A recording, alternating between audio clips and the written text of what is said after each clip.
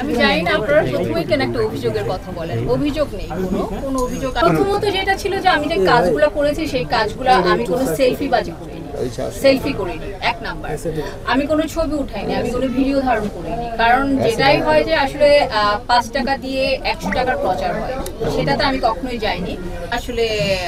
কারণ নির্বাচনী প্রচারণাতে অভিযোগটা কেন আসবে?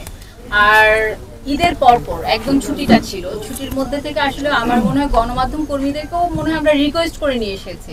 আপনারাও কিন্তু আসতে পারেননি, কারণ আপনারা দেখেছেন যে 11 তারিখ ঈদ ছিল, 12-13 বন্ধ ছিল সরকারি ছুটি, 14 তারিখেও বন্ধ ছিল। সেই জন্য কিন্তু আমরা 14 তারিখে ভোটার যতটা পেয়েছি, আমরা কিন্তু প্রচারের জন্য বিনোদন কর্মী ভাই বোনদেরকেও কিন্তু অতটা পাচ্ছিলাম না, যেহেতু ঈদের রেশ, পয়লা বৈশাখের রেশ, আর ছুটিটা কিন্তু এখনো শেষ হয়নি। সেই জায়গা থেকে নির্বাচন কিন্তু জমে উঠেছে।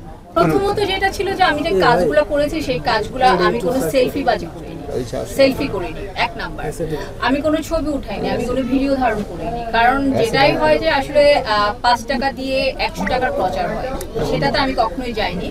সেই জন্য কাজ আমি করে গিয়েছি। এবং কাজটা আরেকটা যেটা ছিল যে 1 বছরের মতো আসলে আমার মামলাই ছিল কোর্টে।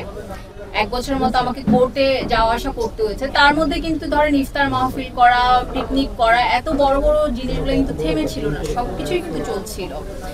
আর আমার কাছে মনে হয়েছে যে এই মুহূর্তে যেরকম আমাদের মাননীয় প্রধানমন্ত্রী একটা স্মার্ট বাংলাদেশ গড়ে তুলুন, আমার কাছেও মনে হয়েছে যে স্মার্ট বিএফডিসি গড়ে তুলুন। সেই জন্য সেখান থেকে খুব স্মার্ট মানুষজনকে এখানে এখন দরকার। উন্নয়নশীল, উন্নতশীল মন মানসিকতার মানুষকে এখানে আসতে হবে, যাতে আমরা সময়ের সাথে, যুগের সাথে তাল মিলিয়ে আমরা যাতে চলতে পারি।